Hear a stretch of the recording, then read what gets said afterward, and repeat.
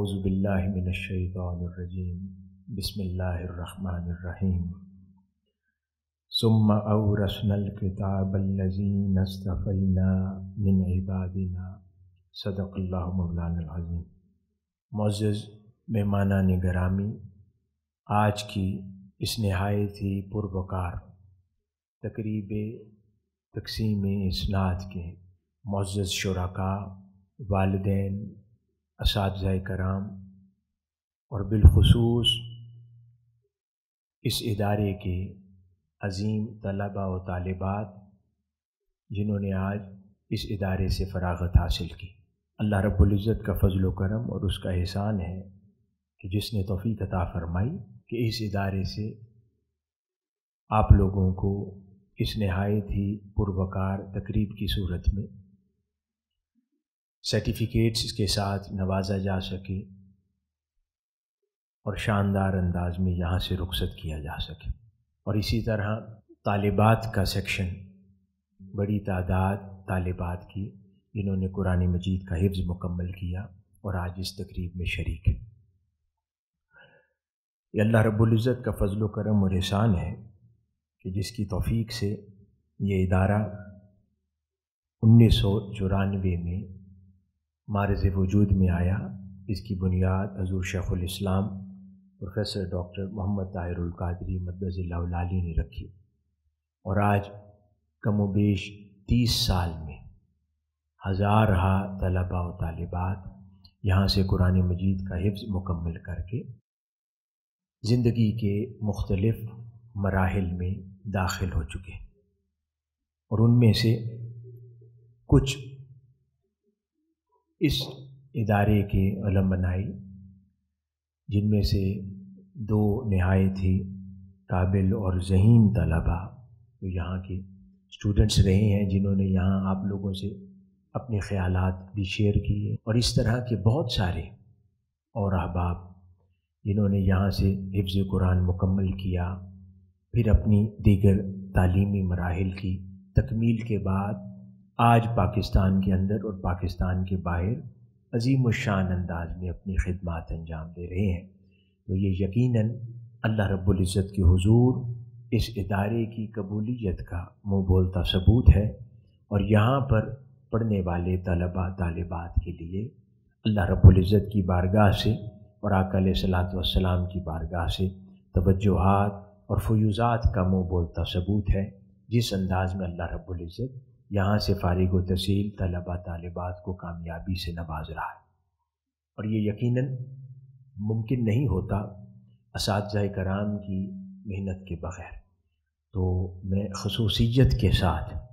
آج فارغ و تحصیل ہونے والے طلباء طالبات کے معزز اساتذہ قراء حضرات، جنہوں نے ان پر محنت کی ہے اور ان کو اس قابل بنایا کہ اللہ رب العزت نے آج ان کو تکمیل حفظ قرآن سے نوازا، اس نعمت سے نوازا، تو خصوصیت کے ساتھ ان تمام اساتذہ کو بھی فرداً مبارکباد دیتا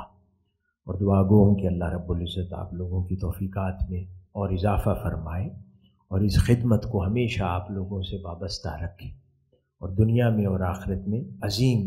اجر اور ثواب عطا فرمائے۔ حاضرین و حاضرات، کچھ باتیں میں آج کے گریجویٹنگ اسٹوڈنٹس کے ساتھ کرنا چاہتا ہوں کہ اللہ رب العزت نے آپ لوگوں کو جس نعمت سے نوازا ہے، اس نعمت کی تاکہ قدر و منزلت بہتر انداز میں ہمارے قلوب و اذہان میں داخل ہو سکے اور ہماری فہم اور فراست میں داخل ہو سکے۔ قرآن مجید کی وہ آیت مبارکہ جس کا ایک حصہ میں نے ابتدا میں تلاوت کی، اس میں اللہ رب العزت نے ارشاد فرمایا، پھر ہم نے اس کتاب قرآن کا وارث ایسے لوگوں کو بنایا جنہیں ہم نے اپنے بندوں میں سے چن لیا، یعنی امت محمدی صلی اللہ علیہ وآلہ وسلم۔ ان میں سے اپنی جان پر ظلم کرنے والے بھی ہیں، اور ان میں سے درمیان میں رہنے والے بھی ہیں، اور ان میں سے اللہ کے حکم سے نیکیوں میں آگے بڑھ جانے والے بھی ہیں۔ یہی اس کتاب یعنی قرآن کا وارث ہونا ہے، بڑا فضل ہے۔ اب غور طلب بات ہے اللہ رب العزت فرما رہا ہے کہ ہم نے اس قرآن کا وارث بنانے کے لیے، یا جنہیں قرآن کا وارث بنایا وہ میرے چنیدہ لوگ ہیں، میرے چنے ہوئے لوگ ہیں۔ اور پھر انہی چنے ہوئے لوگوں میں فرمایا ایسے بھی ہیں جو اپنی جان پر ظلم کرتے ہیں، اور ایسے بھی ہیں جو درمیان میں رہتے ہیں، اور ایسے بھی ہیں جو بہت آگے بڑھ جاتے ہیں نیکیوں۔ یعنی یہ بات سمجھنے والی ہے کہ کوئی چنیدہ ہو کر بھی اپنی جان پر ظلم کر سکتا ہے اور کمزوری کا ارتکاب کر سکتا ہے چنیدہ ہو کر بھی۔ اب اس سے مطلب اور مراد کیا ہے کہ وہ چنیدہ ہو کر کہ اللہ رب العزت نے انہیں قرآن کا وارث بنایا، لیکن پھر بھی وہ اپنی جانوں پر ظلم کیسے کرتے؟ اس سے مراد مختلف علماء کرام نے جو لیا ہے وہ یہ ہے کہ اللہ رب العزت نے قرآن کا وارث تو بنا دیا، یعنی قرآن مجید بطور کتاب آقا علیہ الصلوۃ والسلام کی امت کو عطا فرما دی، اور وہ لوگ اب اس قرآن پر یقین بھی رکھتے ہیں، ایمان بھی رکھتے ہیں، اس سے استفادہ کرنے کی خواہش بھی رکھتے ہیں، لیکن اپنی سستی کے باعث، اپنی نادانی کے باعث، اور اس دنیا میں اور اس دنیا کے شغل اور اشغال میں مصروف ہونے کی وجہ سے وہ اس کی اہمیت کو بھول جاتے ہیں، اور وہ اس کے وارث بننے کے بعد بھی جو اس سے فائدہ حاصل کرنا تھا وہ حاصل کرنے سے قاصر ہو جاتے ہیں۔ اور عوام الناس کی پھر روش یہ ہو جاتی ہے کہ وہ جیسے شادی بیاہ کے موقعوں پر یا غمی خوشی کے موقعوں پر یا ایصال ثواب کے موقع پر وارث ہو کر قرآن کے اس سے صرف بس اتنا ہی فائدہ اٹھاتے ہیں، اس میں غوطہ زنی نہیں کرتے، اس میں غور و فکر نہیں کرتے، اس سے سیکھتے نہیں ہیں، اس کو صبح و شام اپنی زندگی کا زیور نہیں بناتے، اپنی زندگی کا لباس نہیں بناتے قرآن کو۔ تو وہ لوگ ہیں جو وارث تو بن گئے آقا علیہ الصلوۃ والسلام کی عطا سے، لیکن پھر بھی وارث بننے کے بعد بھی اپنی جان پر ظلم کرتے رہے، یعنی گھر کے اندر چشمہ رواں تھا اور ان کے پاس فریش پانی بہتا تھا، لیکن اس سے وہ فائدہ نہ لے پاتے۔ تو قرآن مجید کے وارث بن کر بھی اپنی جانوں پر ظلم کرنے سے مراد یہ ہے۔ پھر دوسرا حصہ فرمایا قرآن مجید میں کہ دوسرے وہ لوگ ہیں جو درمیان میں رہتے ہیں۔ وہ درمیان میں رہنے والے وہ ہیں کہ وہ جانوں پر ظلم کرنے جیسے تو نہیں ہیں، وہ یعنی قرآن مجید سیکھتے ہیں، قرآن مجید پڑھتے ہیں، قرآن مجید کا حفظ بھی کرتے ہیں، لیکن پھر اس قرآن مجید سے جو عمر بھر کا ناطہ اور تعلق قائم ہو جانا چاہیے وہ اس سے ترک کر دیتے ہیں، اسے چھوڑ دیتے ہیں، اس تعلق کو پوری طرح نبھا نہیں پاتے، اور پھر صرف کبھی کبھار کی تلاوت قرآن تک اپنے تعلق کو محدود رکھتے ہیں۔ اس لیے وہ کیونکہ بالکل تعلق توڑا نہیں ہے تو اللہ پاک فرماتا ہے وہ قرآن کے ساتھ نسبت و تعلق میں درمیانے ہیں، درمیان میں رہتے ہیں، لیکن تقاضا ہے کہ جن کو اللہ رب العزت نے کسی شے کا وارث بنا دیا گیا ہو تو وہ اس کو مکمل انداز میں اس کی انتہا تک اس سے استفادہ کرنے کی کوشش کی جائے۔ اور پھر تیسرا طبقہ جس کی طرف اللہ رب العزت نے اسی آیت مبارکہ میں اشارہ فرمایا وہ لوگ جو نیکیوں میں بہت آگے بڑھ گئے ہیں، یعنی وہ لوگ ہیں کہ جن کو اللہ رب العزت نے قرآن کا وارث بنایا، پھر انہوں نے قرآن سے ایسا رشتہ قائم کر لیا کہ عمر بھر میں جو بھی کرتے رہے، چاہے وہ عالم دین بن گئے، چاہے وہ سائنسدان بن گئے، چاہے وہ ڈاکٹرز انجینئرز بن گئے، چاہے وہ پروفیسرز بن گئے، چاہے وہ پروفیشنل لائف میں کسی سرکاری ملازمت اختیار کر لی یا کوئی اور آفس اختیار کر لیا، لیکن قرآن کے ساتھ جو رشتہ قائم ہوا تھا وہ ان کے مرتے دم تک قائم رہا، اور وہ کبھی قرآن کی اس نسبت اور وراثت کو نہ بھولے۔ یعنی دنیا کے کسی بھی محاذ پر اور دنیا کے کسی بھی خطے میں رہے، لیکن قرآن مجید کی اس نعمت کو اللہ رب العزت کی ایسی عظیم عطا مانا کہ اس کو کبھی نہ بھولے، اور زندگی بھر کی ریاضتوں میں سے ایک اہم ریاضت ان کی قرآن مجید کی تلاوت بن گئی، اور ہر لمحہ اس قرآن مجید کے ساتھ اپنے رشتے کو پختہ کرتے چلے گئے۔ وہ لوگ ہیں جو نیکیوں میں آگے بڑھ گئے، پھر صرف قرآن مجید کی تلاوت سے تعلق نہ جوڑا بلکہ پھر اس کے الفاظ اور معنی کو بھی سمجھا، اس میں غوطہ زنی بھی کی، اس کے اور علوم و معارف سے بھی اپنے قلوب و اذہان کو مزین کیا، یہاں تک کہ اللہ رب العزت نے قرآن مجید کا فہم عطا فرما دیا، اور پھر قرآن مجید کے نور سے جو بصیرت عطا ہوتی ہے اللہ رب العزت نے اس بصیرت میں سے حصہ اور خیرات عطا کر دی۔ تو یہ وہ لوگ ہیں کہ در حقیقت جنہوں نے قرآن مجید کے ساتھ ایسا تعلق قائم کیا کہ وہ نیکیوں میں آگے بڑھ گئے اور ہر محاذ پر بہت آگے بڑھنے والے ہو گئے۔ اسی لیے یہ ایسے ہی لوگوں کی پھر انتہا، اور جب رول ماڈلز کو دیکھا جاتا ہے تو اس میں سیدنا علی المرتضیٰ رضی اللہ تعالیٰ عنہ کی ذات بابرکات نظر آتی ہے کہ جب آپ نے ایک روز کھڑے ہوئے اور ارشاد فرمایا کہ مجھ سے سوال کر لو اس سے پہلے کہ مجھ سے سوال کر نہ سکو، اور میرے بعد مجھ جیسے سے کبھی سوال نہ کر سکو۔ اور آپ کو اللہ رب العزت نے یہ جو عظمت اور کرم نوازی فرمائی تھی وہ علم القرآن تھا، کیونکہ آپ کو اللہ رب العزت نے قرآن مجید میں وہ غوطہ زنی اور وہ فہم و فراست اور ادراک عطا فرمایا تھا کہ آپ ہر بات کا سوال کا جواب اور ہر شے کا جواب قرآن مجید میں سے تلاش کر لیتے تھے۔ یہاں تک کہ صحابہ کرام کا طریقہ تھا، وہ کہتے ہیں کہ اگر ہمارے اونٹ کی نکیل بھی گم ہو جائے تو ہم وہ بھی قرآن سے تلاش کرتے ہیں، وہ بھی ممکن ہو جاتا ہے، لیکن یہ ڈیپینڈ کرتا ہے کہ قرآن مجید کے ساتھ آپ کا رشتہ کیسا ہے۔ اگر آپ نے ایسا رشتہ قائم کر لیا ہے کہ قرآن آپ سے کلام کرے، قرآن آپ سے خطاب کرے، تو پھر آپ کی ہر گمی ہوئی شے بھی مل جاتی ہے، کیونکہ قرآن آپ سے کلام کرتا ہے۔ لیکن اگر ہم نے ایسا رشتہ قائم نہیں کیا تو پھر ہمارے لیے یہ باتیں معنی و مفہوم نہیں رکھتی، کیونکہ ہمارے لیے یہ باتیں پھر عجیب ہیں کہ قرآن کیسے اونٹ کی نکیل کا پتہ دے سکتا ہے، کیونکہ ہم نے وہ رشتہ قائم نہیں کیا۔ جب رشتہ قائم ہو جائے تو پھر ان تمام امور پر خبر اللہ رب العزت کا کلام عطا کرتا ہے۔ تو یہ ضروری ہے کہ وہ نیکیوں میں آگے بڑھ جانے والوں میں اللہ رب العزت ہمارا شمار فرما دے، جب اللہ رب العزت ہمیں اس عظیم وراثت کا امین بنا چکا ہے۔ اور پھر آپ لوگ کہ سال ہا سال یہ ہر کسی کے مقدر میں یہ نعمت نہیں آتی کہ کوئی حفظ القرآن شروع کرے اور اللہ رب العزت اس کو پختہ منزل کے ساتھ یہ دولت عطا بھی فرما دے۔ یعنی آپ لوگ خوش نصیبوں میں انتہا درجے کے خوش نصیب ہیں کہ اللہ رب العزت نے اپنے کلام پاک کے محفوظ کیے جانے کے لیے آپ کے سینوں کا انتخاب کر لیا ہے۔ کیا کیا ہے؟ بچے دہرائیں اس جملے کو کہ آپ لوگ خوش نصیب ہیں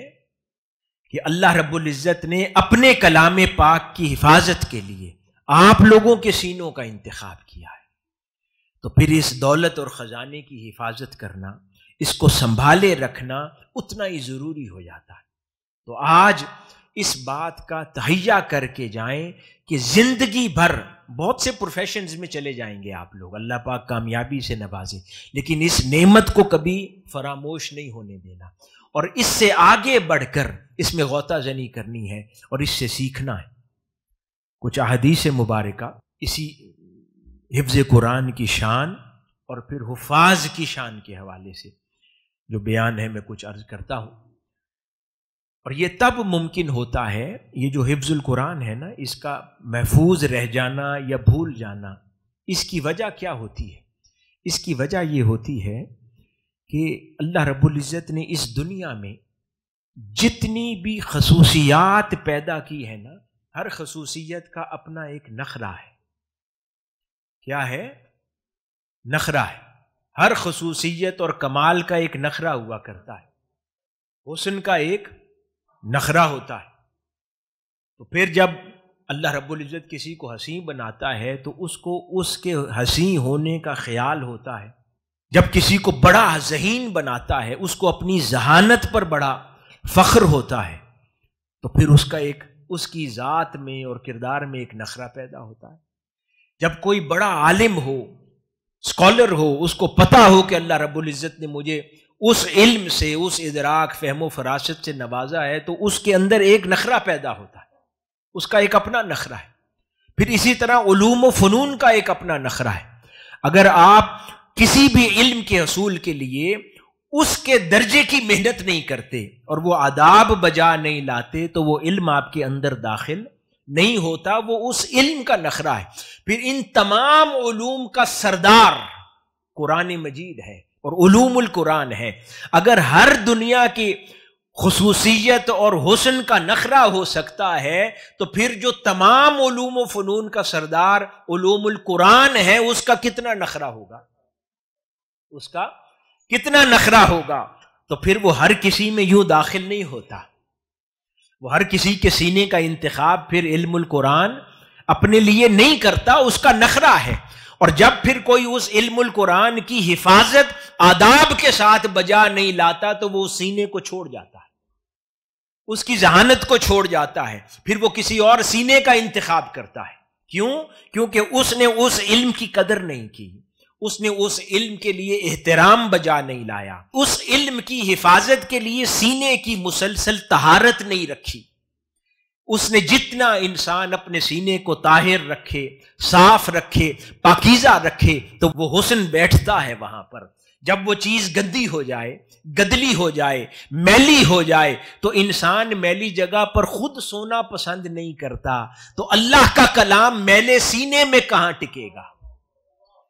ایک انسان ہو کر ہم میلی جگہ پر بیٹھنا پسند نہیں کرتے، گندی جگہ پر رکنا پسند نہیں کرتے، تو جس کا سینہ برے تصورات، برے خیالات، برے احساسات سے بھرا رہتا ہو، برے تصورات سے اور وساوس سے بھرا رہتا ہو، سینہ میلا ہو، تو اللہ کا کلام جو کہ کائنات انسانی کے اندر سب سے پاکیزہ شے ہے، یعنی خدا کی صفت ہے، اگر پھر وہ کسی برے اور میلے سینے میں کیسے رکنا گوارا کرے گی؟ تو یہ اس کے آداب میں سے ہے کہ اگر چاہیں کہ یہ نعمت مرتے دم تک ہمارے پاس محفوظ رہے تو اس کے لیے پھر اپنے سینے کو ہمیشہ صاف رکھیں، طاہر رکھیں، پاکیزہ رکھیں، ستھرا رکھیں، اپنے اذہان کو، اپنے قلوب کو شستہ رکھیں، ستھرا رکھیں، پاکیزہ رکھیں، تاکہ یہ اللہ رب العزت کی نعمت ہمیشہ آپ کے گھر میں موجود رہے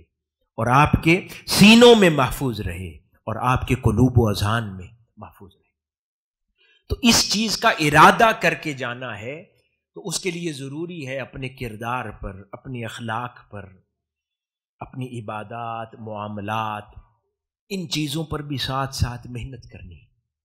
اب اس کی طرف ذرا سنیں کیسے اشارہ کیا۔ حضرت سیدنا فضیل رضی اللہ تعالی عنہ فرماتے ہیں، قرآن کا حافظ اسلام کا علم بردار ہے۔ قرآن کا حافظ اسلام کا علم بردار ہے، اور حق کے قرآن یہ ہے، یعنی قرآن کی تعظیم کا حق یہ ہے، اور اس کے لیے حافظ کے لیے یہ مناسب نہیں کہ اب وہ لہو و لعب میں مشغول آدمی کے ساتھ سنگت رکھے۔ یعنی اب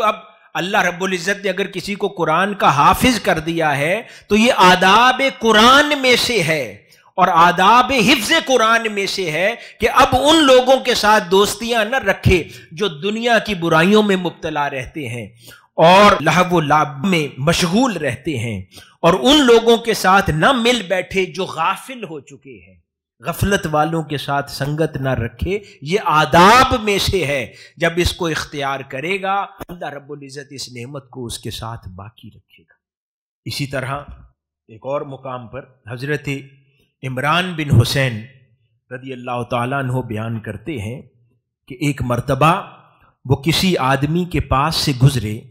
جو لوگوں کو قرآن پڑھ کر سنا رہا تھا، اور تلاوت سے فارغ ہوا جب وہ شخص تو اس نے لوگوں سے پیسے مانگنا شروع کر دیے، اور دیکھ کر حضرت عمران نے اِنَّ لِلَّهِ وَإِنَّا إِلَيْهِ راجعون پڑھا۔ تو کسی نے پوچھا کہ حضرت آپ نے صحابی تھے کیوں پڑھا؟ کہا میں نے رسول اللہ صلی اللہ علیہ وآلہ وسلم سے سنا، آپ نے فرمایا جو شخص قرآن پڑھے اسے چاہیے کہ قرآن کے ذریعے اللہ سے سوال کرے، اللہ کی مخلوق سے سوال نہ کرے۔ قرآن کے یہ آداب قرآن میں سے ہے، اور پھر فرمایا ان قریب ایسے لوگ بھی ہوں گے کہ جو قرآن کے ذریعے اللہ کی مخلوق سے سوال کریں۔ اب اس کا اطلاق جابز پر نہیں ہوتا کہ جو لوگ انسٹیٹیوشنز میں، کالجز میں، ادارہ جات کے اندر جابز کرتے ہیں اور ان کی ذمہ داری ہے کہ 24 گھنٹے اساتذہ کرام ہے کہ ان کے ذریعے آگے سینکڑوں ہزاروں لوگ قرآن مجید کے علم سے فیضیاب ہوتے ہیں، وہ ان کی جاب ہے، وہ تو بہت عظیم کام کر رہے ہیں۔ لیکن وہ لوگ کہ جو لوگ حفظ قرآن کو یا قرآن مجید کو وہ لوگ انٹینشنلی اس حد تک کمرشلائز کر دیں کہ اس کے اندر سے قرآن مجید کی تاثیر اور روح نکل جائے، اور اتنا کمرشل اس چیز کو کر دیا جائے کہ اس کے اندر سے خیر نکل جائے، اور پھر لوگوں سے جھگڑا کیا جائے پیسوں کے اوپر، کتنے پیسوں کے اوپر، جو ایک کمرشل بیہیویئر ہے۔ تو دوسرا سبق میں چاہتا ہوں آپ لوگ جو یہاں سے ساتھ لے کر جائیں کہ اللہ رب العزت لا محالہ جو بھی قرآن مجید کی خدمت کرتا ہے، علم دین سے وابستہ ہوتا ہے، اللہ رب العزت اپنے منشا اور ارادے سے کسی کو تکلیف میں کبھی نہیں رہنے دے گا۔ سب کی ضرورتوں کو وہ خود پورا فرماتا ہے، لوگوں کو ان کے دروازوں پر بھیجتا ہے، لوگ خوشی سے ان کے لیے خزانے کھولتے ہیں، لیکن خود مال کے پیچھے دوڑنا، اور جب کہ سینوں میں علم القرآن ہو اور قرآن کے خادم ہوں، علم القرآن سینوں میں محفوظ ہو، تو اس احترام، یہ بھی آداب قرآن میں سے ہے اور حقوق قرآن میں سے ہے کہ اس کا ملحوظ خاطر رکھا جائے اس عمل کو، اور اس کو سمجھے کہ میں قرآن کا حافظ ہوں۔ اللہ رب العزت نے میری ایک قدر بنائی ہے، مجھے ایک شناخت دی ہے، میں اس کو اس درجے سے نیچے نہیں لے جا سکتا، کیونکہ میرے سینے کا انتخاب اللہ رب العزت نے قرآن کے لیے کیا ہے، اپنی صفت کے لیے کیا ہے اور اپنے کلام پاک کے لیے کیا ہے۔ ایک اور روایت جو کہ سیدہ عائشہ صدیقہ رضی اللہ تعالی عنہا سے مروی ہے، رسول اللہ صلی اللہ علیہ وآلہ وسلم نے فرمایا، اس شخص کی مثال جو قرآن پڑھتا ہے اور وہ حافظ ہے تو اس کے ساتھ بزرگ فرشتے رہتے ہیں، اور اس شخص کی مثال جو قرآن پڑھتا ہے اور اس کو حفظ کرتا ہے اور حفظ کرنا اس پر دشوار ہوتا ہے، اس کے لیے اللہ رب العزت نے 2 اجر مقرر کر دیے۔ یعنی جس کا اللہ رب العزت نے توفیق دی اور اس نے حفظ مکمل کر لیا، اللہ رب العزت اس کے ساتھ بزرگ فرشتوں کو شامل فرما دیتا ہے، جو اس کے لیے ہمیشہ خیر خواہی اللہ رب العزت سے مانگتے ہیں اور دعا کرتے رہتے ہیں۔ اور پھر جس کو دوران حفظ محنت کرنا پڑی، بار بار بھولتا تھا اور پھر محنت کرتا تھا، لیکن اس نے اس کوشش کو چھوڑا نہیں، اللہ رب العزت فرماتا ہے کہ یہ جو اجر بیان ہوا ہے ایک بار حفظ کرنے کے نتیجے میں کہ بزرگ فرشتے اس کے ساتھ وابستہ ہو جاتے ہیں، اسی طرح کا دوہرا اجر اللہ رب العزت نے اس کے لیے مقرر کیا ہے کہ جس نے دشواری سے حفظ کیا۔ یعنی اتنی اس نعمت کی خصوصیت ہے۔ تو حاضرین گرامی، اسی طرح بہت ساری اور ارشادات ہیں، جیسے ایک اور مقام پر رسول اللہ صلی اللہ علیہ وآلہ وسلم نے ارشاد فرمایا، حافظ قرآن اسلام کے جھنڈے کو اٹھانے والا ہے، پھر جس نے اس کی عزت کی اس نے یقیناً اللہ کی عزت کی۔ اب دیکھیں اللہ رب العزت حافظ قرآن کی کتنی شان بیان کر رہا ہے۔ فرمایا کہ حافظ قرآن اسلام کے جھنڈے کو اٹھانے والا ہے، اور جس نے حافظ قرآن کی عزت کی اس نے اللہ کی عزت کی، اور جس نے حافظ قرآن کی اہانت کی اس پر اللہ کی لعنت۔ حدیث مبارکہ کے الفاظ جو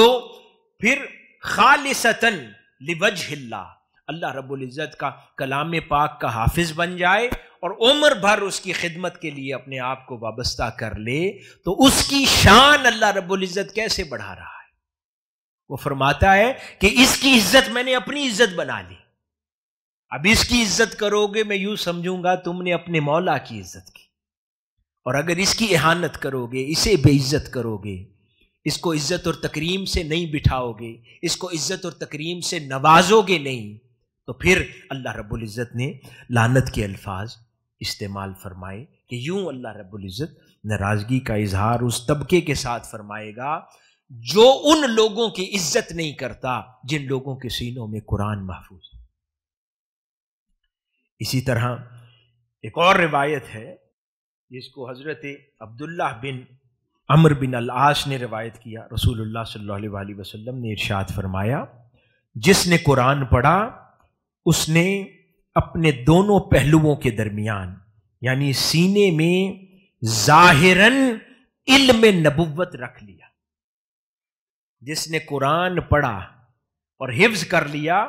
آقا علیہ الصلوۃ والسلام نے فرمایا کہ اس نے اپنے سینے میں ظاہراً علم نبوت محفوظ کر لیا۔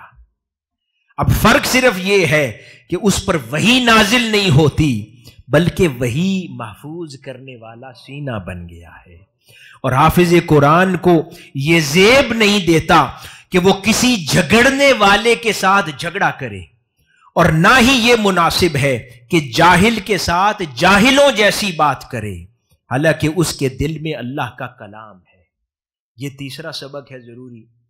جو میں نے پہلے بھی عرض کیا کہ جب اللہ رب العزت نے اتنا درجہ عطا فرما دیا کہ وہ فرما رہا ہے کہ آپ جب اپنے سینے میں قرآن مجید کو محفوظ کرتے ہیں تو آپ نے علم نبوت کو اپنے سینے میں ظاہراً محفوظ کر لیا، یہ عظمت عطا کر دی،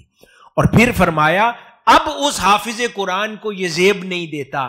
کہ وہ جھگڑالو لوگوں کے ساتھ جھگڑا کرتا پھرے، وہ سڑک پر، گلی محلوں میں، گھر میں، انسٹیٹیوشنز میں، اداروں میں لوگوں سے جھگڑے، چیخے چلائے، غصہ کرے۔ یعنی اب حفظ قرآن آج اب آپ لوگ کر کے جا رہے ہیں، یہ اللہ رب العزت نے آپ سب پر پابندی عائد کر دی ہے۔ یہ جملہ بھی دہرائے میرے ساتھ، اللہ رب العزت نے آپ سب پر کیا پابندی عائد کی ہے؟ یہ حدیث مبارکہ کی روشنی میں ہے کہ اب کسی سے جھگڑا نہیں کر سکتے، کسی جھگڑالو شخص کے ساتھ بلا وجہ کی بحث نہیں کر سکتے، کالو سلامہ کا طریقہ اختیار کرنا ہے، بس وہاں سے خاموشی سے روانہ ہو جائیں۔ اللہ رب العزت نے آپ کے سینوں میں اپنا کلام محفوظ کیا ہے، اس کی ایک شان ہے، ایک رتبہ ہے، ایک عزت اور احترام ہے، اس کا ایک تقاضا ہے۔ اللہ رب العزت نے ایک اسپیشل پوزیشن عطا کر دی ہے آپ کو۔ کسی غافل برے شخص سے، بری باتیں کرنے والے کے ساتھ نہیں بیٹھ سکتے، ایسے سے دوستی نہیں کر سکتے، اپنے گھروں میں واپس لوٹیں گے، اپنے گھر والوں میں، باقی آپ کے دوست، احباب، کزن، بہن بھائی، رشتہ دار، ان سے پہلے جیسے رویہ، بیہیویئر، محبت، پیار تو ویسا ہوگا، لیکن اب غفلت کی باتیں، کمزوری کی باتیں، گناہ کی باتیں ویسے نہیں کی جا سکتی، کیونکہ اب اپنے سینوں میں آپ اللہ کا کلام لے کے جا رہے ہیں، قرآن مجید کو محفوظ کر کے جا رہے ہیں، تو اس کی یہ خاص اہمیت ہے جسے ذہن میں رکھنا ہے۔ امام غزالی رضی اللہ تعالی عنہ احیاء علوم الدین میں بیان فرماتے ہیں، جس نے قرآن پڑھا پھر وہ یہ سمجھا کہ شاید کسی اور کو اس سے زیادہ فضیلت دی گئی ہے تو یقیناً اس نے اللہ کی صفت کو حقیر جانا، جبکہ یہ صفت، یہ کلام اس کی عظمتوں والا ہے۔ اب بہت سارے قراء، حفاظ، اللہ رب العزت نے لوگوں کو مختلف، اب یہ بڑی غور سے آپ سب بچے بات سنیں، اللہ رب العزت نے مختلف لوگوں کو مختلف معاشی حالات میں رکھا ہے۔ کیا کیا ہے؟ مختلف معاشی حالات میں اللہ پاک نے اپنی مرضی اور ارادے سے لوگوں کو رکھا ہے۔ کسی کو مال زیادہ دیتا ہے، کسی کو کم دیتا ہے، کسی کو رہائش میں، اٹھنے بیٹھنے، اس کی آسانی اور آسائش زیادہ دیتا ہے، کسی کو ذہانت زیادہ دیتا ہے، کسی کو کاروبار اور بڑے گھر دے دیتا ہے، کسی کو جرت، حمیت زیادہ دیتا ہے، کسی کو اللہ رب العزت کچھ عطا کرتا ہے، کسی کو کچھ عطا کرتا ہے، کسی کو اللہ رب العزت زیادہ مال نہیں دیتا لیکن صحت مندی والی لمبی عمر دے دیتا ہے، مضبوط جسامت دیتا ہے، قوت عطا کرتا ہے، کسی کو مال دیتا ہے لیکن بیسیوں بیماریوں کے ساتھ زندگی بسر کرتا ہے۔ یہ اس کی تقسیم ہے۔ اس تقسیم کے حوالے سے امام غزالی فرما رہے ہیں کہ اللہ رب العزت نے آپ کو اپنی کائنات کی سب سے قیمتی ترین نعمت کے لیے چن لیا ہے، اب اس نعمت کے مل جانے کے بعد کسی دوسرے کی مال اسباب کو دیکھ کر، کسی کے گھر بار سواری کو دیکھ کر، کسی کے اٹھنے بیٹھنے کے انداز کو دیکھ کر کبھی دل میں ایسا خیال آ جائے کہ شاید اللہ پاک نے اس پر زیادہ نوازش کی ہے، تو فرما رہے ہیں کہ یہ تمہارا خیال اللہ رب العزت کی اس عظیم نعمت کی بے ادبی ہے کہ اللہ پاک نے کائنات کی سب سے قیمتی شے آپ کے سپرد کر دی، آپ کو حافظ بنا دیا، اور دنیا کے بالکل حقیر سی جو نعمتیں ہیں جس میں مال اسباب گھر بار سواریاں آتی ہیں، آج کل تو لوگوں کے ہاتھوں میں موبائل فونز کے اوپر بھی لوگوں کے خیال جاتے ہیں، تو اس قسم کی حقیر سی چھوٹی چھوٹی نعمتوں پر اگر دل کے اندر ایسا خیال آ جائے تو امام غزالی رضی اللہ تعالیٰ عنہ فرما رہے ہیں یہ بے ادبی ہے اللہ کے کلام کی۔ ہمیشہ اس جانب اپنی توجہ کو مبذول رکھیں اور خیال رکھیں کہ اللہ رب العزت نے کسی کو کچھ دیا، کسی کو کچھ دیا، میرے سینے کو کائنات کی سب سے قیمتی شے کے لیے چن لیا، وہ اس کا کلام ہے۔ 2.25 ارب مسلمان اس دنیا میں بستے ہیں، کتنے سینے ہوں گے جن میں اللہ پاک کا کلام محفوظ ہے؟ بہت کم سینے ہوں گے۔ اللہ رب العزت نے چنیداؤں میں سے بھی اتنا چنیدہ بنا دیا آپ کو، اس پر فخر کریں ہمیشہ۔ اسی طرح ایک اور روایت ہے، رسول اللہ صلی اللہ علیہ وآلہ وسلم نے ارشاد فرمایا اگر قرآن کریم کو کسی چمڑے میں لپیٹ کر بھی آگ میں ڈال دیا جائے تو اسے آگ نہ جلائے گی۔ اب اس کا لفظی معنی لٹرل میننگ نہیں لیا جائے گا اس بات کا، اس کی شرح اس حدیث مبارکہ کی ملا علی قاری رحمۃ اللہ علیہ نے فرمائی۔ وہ فرماتے ہیں کہ آقا علیہ الصلوۃ والسلام کی اس حدیث مبارکہ کا معنی و مفہوم یہ ہے، جس طرف وہ توجہ دلوا رہے ہیں امت کی، کہ اگر کسی شے میں قرآن کا ورق ہو تو وہ اتنا مقدس ہو جاتا ہے کہ وہ اسے نہیں جلاتا، تو جس سینے میں قرآن محفوظ ہے اسے اللہ رب العزت دوزخ کی آگ سے کیسے جلائے گا؟ جس سینے میں اس کے مرتے دم تک اللہ رب العزت کی صفت محفوظ رہے گی، اس کا کلام محفوظ رہے گا، اللہ رب العزت اس سینے کو کبھی دوزخ کی آگ میں جلنے نہ دے گا۔ اسی لیے آقا علیہ الصلوۃ والسلام نے پھر ایک اور مقام پر فرمایا کہ تم میں سے بہتر شخص وہ ہے جو قرآن سیکھے اور قرآن سکھائے، اور پھر جس ادارے میں یہ دونوں کام ہو رہے ہوں کہ ایک طبقہ سکھانے والا ہو دوسرا طبقہ سیکھنے والا ہو، میں نہیں سمجھتا